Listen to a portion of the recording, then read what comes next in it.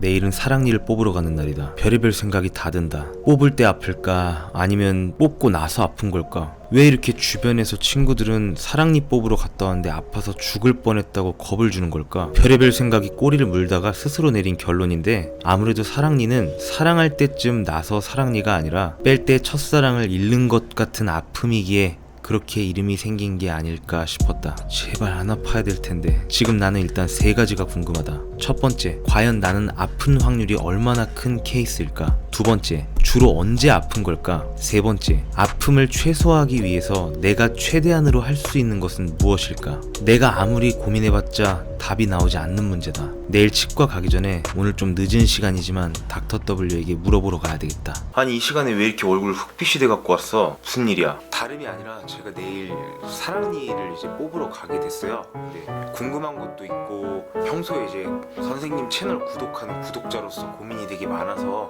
이렇게 어렵사리 방문을 하게 됐습니다. 예. 아, 오케이. 그러면 내가 뭘 알려주면 될까? 사진인데요. 저 정도면 저 내일 좀 많이 아플까요? 그래, 맞아. 역시 제일 걱정되는 건 아프냐 안 아프냐. 일단 사랑니 뽑을 때 통증에 있어서 고비는 크게 두 단계야. 처음에 마취하려고 찌를 때 당연히 아프겠지. 그리고 두 번째로 사랑니 뽑은 후의 통증으로 나뉘게 돼. 근데 솔직히 말해서 마취할 때의 통증은 사랑니 뽑은 후의 통증에 비해서는 정말 아무것도 아니야. 입 안에 살이 많은 부분에 마취를 하게 되기 때문에 그 찌를 때 살짝 따끔한 게 엉덩이에서 입으로 옮겨간다. 그냥 그 정도의 통증이야. 실제로 마취할 때 막 아파서 몸소리 치는 사람은 거의 없고, 사랑니 뽑다가 죽을 뻔했다라고 하는 분들은 아마 뽑고 나서 집에 가서일 확률이 클 거야. 이렇게 뽑고 나서 생기는 통증은 사람마다 너무 케바케 사바사여서 내가 뭐라고 말을 해줄 수가 없어. 하지만 대략적으로 내가 아플 만한 케이스인지 아닌지 진단할 수 있는 간단한 기준들이 몇 개 있는데, 그걸 한번 알려줘 볼게. 그 전에 일단 우리는 사랑니를 뽑고 나서 우리가 왜 아파야 되는지에 대해서 이유를 알아야 돼. 이유는 간단한데 붓기 때문이야. 붓는 게 별거 아닌 것 같아도 나는 옛날에 중이염이 걸려서 귀 안이 염증 때문에 붓고 막 그랬었는데 하늘이 막 노래 보이고 너무너무 아팠어. 그것처럼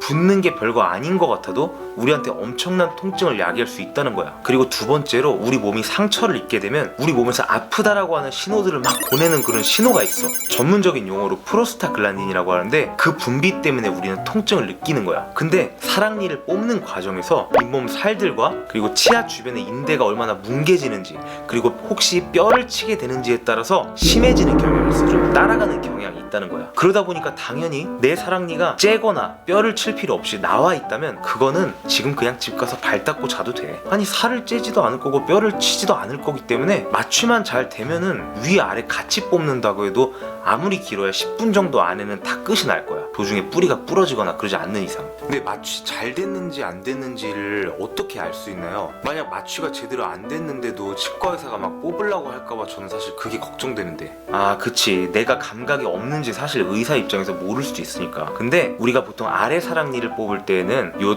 아래턱 전체에 있는 신경을 마비시키는 깊은 마취를 하게 되거든. 마취가 잘 되면 입술이 좀 얼얼한 느낌이야. 그래서 내가 아래 사랑니 뽑아서 마취를 했는데 입술이 좀 감각이 이상하다면은 어느 정도 잘 된 거라고 봐도 괜찮은 거야. 그리고 위에 마취 같은 경우는 사실 걱정할 일이 거의 없어. 왜 그러냐면 아랫뼈는 약간 빡빡한 뼈로 돼 있는데 위에 있는 뼈는 좀 구멍도 숭숭 나 있고 마취 너무너무 잘 돼. 그러니까 그런 거 걱정할 필요가 없어. 만약 마취가 잘 안 되면 기구를 넣고 슬근슬근 시작할 때부터 아마 시큰한 통증이 올 거야. 그럼 안 된 거야. 근데 그런 시큰하고 찌릿한 통증이 아니라 그냥 뭔가 무겁게 빡빡 누르고 압박하는 느낌이면 오케이야. 그건 마취 잘 된 거니까 그냥 누워서 잘 뽑힐 때까지 명상하고 있으면 돼. 그런데 만약 기구를 대는 순간 시큰한 느낌이 난다. 아까 말했듯이 마취하기 잘 안 스며든 거니까 손을 들고 반드시 꼭 마취해달라고 표현을 하면 돼. 마취만 잘 되면 살을 아무리 메스로 째고 뼈를 아무리 드르륵 갈아내도 사랑니 뽑는 도중에 막 아파하는 사람은 거의 없어. 아, 이건 많은 분들이 예측 못하는 부분인데, 은근히 잇몸 살 성에 따라서도 수술 후에 아프고 안 아프고의 차이가 있을 수 있어. 사랑니 뽑는데 잇몸 살이 무슨 상관이에요? 그치, 잘 이해 안 가지. 근데 관련이 있어. 잇몸을 만졌을 때 좀 잇몸 색깔이 연한 핑크빛을 띠면서 치아에 이렇게 착 달라붙어 있는 그런 성상의 잇몸이 있고, 어떤 잇몸은 약간 정육점 고기색 같은 색인데 그것이 뼈로부터 착 달라붙어 있는 게 아니라 좀 이렇게 말캉말캉 떠 있는 그런 잇몸이 있는데, 핑크색이면서 착 달라붙어 있는 잇몸일수록 메스로 한 번만 찔 때도 쫙 잘 벌어져서 몇 번 메스지를 안 하고도 사랑니를 노출시킬 수 있기 때문에 그런 핑키핑키한 잇몸을 가진 친구들이 수술 후에 덜 아플 확률이 높지. 반대로 빨갛고 좀 부한 잇몸을 가진, 염증이 있는 것 같은 잇몸을 가진 친구들은 사랑니를 드러내기 위해서 째는 칼질이 아무래도 많이 들어가게 돼. 그래서 술 후에 많이 부을 수 있는 그런 기준도 있을 수 있겠지. 그 외에도 사랑니 통증과 관련된 변수들은 아까 얘기한 것처럼 아랫뼈는 뭔가 촘촘한 뼈로 돼 있고, 위에 뼈는 이렇게 탄성이 있으면서 구멍이 숭숭 뚫려 있는 뼈이기 때문에 아무래도 위에 있는 사랑니가 상대적으로 더 쉽게 나오는 게 있어. 그리고 연령이 높아질수록 사랑니가 뼈하고 유착되는 경우도 있고, 그래서 조금 나오기 힘들어지는 게 있고, 남자보다 여자가 사랑니를 뽑는 데 있어서 더 뼈가 컴팩트하지가 않아서 잘 나오는 그런 경향이 있지. 내가 만약 여자고 위에 사랑니인데 나와 있는 걸 뽑는다? 그럼 진짜 걱정할 필요 없는 거야. 그냥 쏴리 지르면 돼. 근데 그럼 걱정이 위에서 말씀하신 거에 만약 정반대예요. 제가 막 다 아래 있고 막 유착돼 있고 깊이 매복돼 있고 살도 막 각화된 잇몸도 없고 그런 상태면은 엄청 아플 수밖에 없다, 그런 얘기겠네요. 아, 그치. 그렇게 생각할 수 있지. 근데 위에서 말한 것들은 이제 상대적으로 이런 경향이 있다라는 얘기인 거고, 우리가 아까 말했듯이 왜 아픈지에 대한 대책만 단계별로 마련해 놓으면은 아픈 걸 현저히 줄이고 거의 고통을 겪지 않고, 혹은 매우 참을 만한 고통으로 고비를 넘어갈 수 있어. 아까 내가 왜 아프다고 했었지? 첫 번째, 상처 입었을 때, 외상 입었을 때 아프다고 보내는 신호 때문에. 그리고 두 번째, 붓기 때문에. 한 가지 말 안 했구나. 세 번째, 아무래도 우리 사랑니를 뽑은 부분은 취약해져 있는데 그 부분에 세균이 감염되게 되면 아플 수 있어. 그래서 이 세 가지에 대한 대책만 확실하게 세운다면 걱정할 필요가 없는 거야. 근데 대부분은 뭐 그냥 진통제 주는 거나 아니면 타이레놀 하나 먹는 걸로 통증에 대비하는 경우들이 많지. 아, 아프다는 신호를 보내는 거를 차단해주는 게 진통제? 맞아. 아프다고 보내는 신호를 없애는 데 도움을 주는 게 결국은 진통제인데, 진통제는 대부분 엔세이드 계열을 많이 써. 이름을 다 알 필요는 없고 그냥 엔세이드라는 카테고리 안에 많은 진통제들이 있는데, 그 안에서 나는 개인적으로 이부프로펜을 제일 좋아해. 이 이부프로펜을 먹었는데 더 아플 시에는 거기다 추가로 타이레놀을 복용하는 거를 나는 굉장히 선호하고 있어. 근데 뭐 내 선호도가 이부프로펜이라는 거지, 이부프로펜이 진짜 엔세이드 중에 가장 우월한 그런 진통제라는 얘기는 아니야. 타이레놀은 누구나 아는 진통제인데 굳이 아까 말씀해준 그 엔세이드라는 진통제랑 왜 병행을 해야 돼요? 둘이 병행하면 좋은 점이 있어요? 일전에 내가 올렸던 진통제 영상에 있는 설명인데, 엔세이드 계열의 진통제는 이 부분, 우리가 수술받은 부분에 있는 통증 전달 물질을 억제해주는 역할이라면, 익히 알고 있는 타이레놀은 이 통증 전달이 중추신경으로 아프다라고 인지하러 가는 거를 막아주는 역할을 하는 거야. 그래서 여기와 중추를 같이 억제할 수 있는 시너지 효과를 내기 때문에 이부프로펜 같은 엔세이드와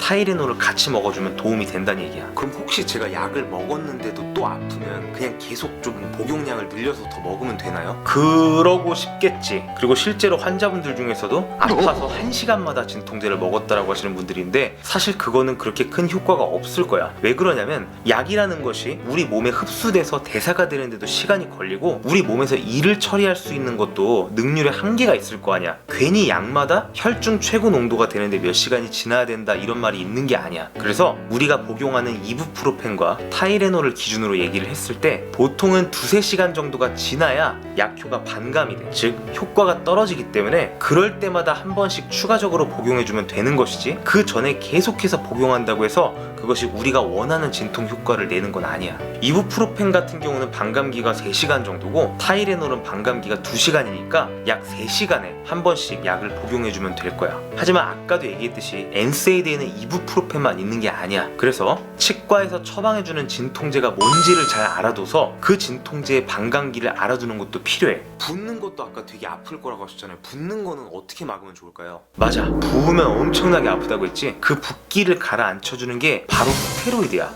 근데 스테로이드 하면 뭔가 되게 안 좋은 그런 어감이 들잖아. 운동할 때도 막 되게 부작용의 아이콘으로 생각이 되고 안 좋은 이미지가 좀 강한데, 사실 붓기를 가라앉히는데 스테로이드는 정말 짱이야. 그리고 치과에서 쓰는 스테로이드는 어차피 그래봤자 단기 처방이기 때문에 내가 사랑니가 완전히 나와 있는 게 아니어서 째고 뽑았는데 부어서 아플 게 걱정된다면 먹는 거 정말 괜찮은 방법이라고 생각해. 스테로이드라는 안전장치를 하루 이틀 정도 더 쓴다 그래서 그렇게 우리한테 큰일 나는 일은 생기지 않을 거야. 자, 그럼 이제 나머지 하나 있지. 세균이 감염돼도 무지하게 아플 수 있는데 대부분의 치과에서는 사랑니를 뽑고 나면 을에 위장 보호제, 진통제, 항생제 3개를 세트로 처방을 해줘. 그래서 우리가 말 안 해도 이미 항생제가 포함돼 있어. 처방해주는 약을 그냥 먹기만 하면 돼. 근데 주로 이 항생제가 페니실린계거든? 근데 그런 사람들이 있어. 페니실린계에 알러지 반응이 있는 사람들이 있는데 그런 거에 대해서 의사 선생님한테 얘기를 하면 아마 그런 부작용을 피해갈 수 있는 다른 항생제로 처방을 해줄 거야.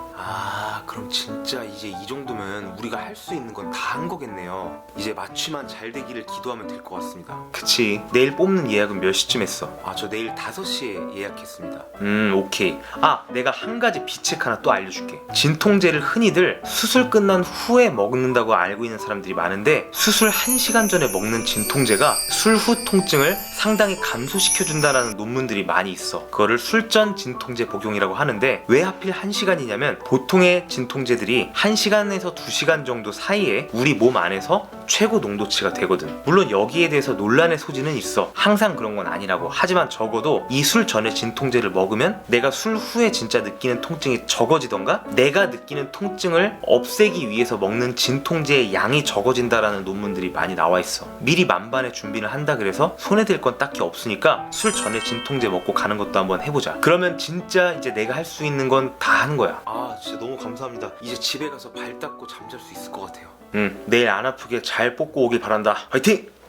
처음에 내가 했던 말 기억하는가? 사랑니가 사랑니인 이유는 그 상실이 사랑을 잃는 것과 유사한 아픔이기 때문이라고. 사랑니가 뽑고 안 아프면 좋겠지만 통증을 느끼는 것은 결국 나아가는 과정의 일환이다. 누구나 아프기 싫지만 아프고 나면 반드시 얻는 것이 있다. 사랑니를 뽑고 나면 그곳이 건강한 뼈로 차고 앞에 있는 어금니가 탁 트이며 썩을 위험이 확 감소하는 것처럼 사랑을 잃고 아프고 나면 결국 나를 돌아보게 된다. 내가 나의 그릇 이상의 그릇인 척을 했구나. 내가 괜찮지 않을 때는 괜찮지 않아, 아파 라고 말했어야 되는데 쿨한 사람인 척 소심해 보이고 싶지 않은 마음에 눌러서 참았고 그게 결국 서로를 멀어지게 했구나. 이런 아픔을 통해 얻은 깨달음들이 결국 나를 더 성장하게 하는 자양분이 될 것이다. 20대나 30대나 60대나 70대나 겉만 노화될 뿐이지 영혼은 노화되지 않는다. 뼈에 성장판이 있기에 키가 자라는데 한계가 있는 것처럼 사람의 마음과 도량에도 성장판이 있는 것 같다. 실제로 10대만큼 아파서 울고 소리 지르는 어른들도 너무 많이 봤다. 하지만 속으로 비웃거나 원망하지 않는다. 5살들이 아픈 게 싫어서 우는 것만큼 나도 아픈 거 싫고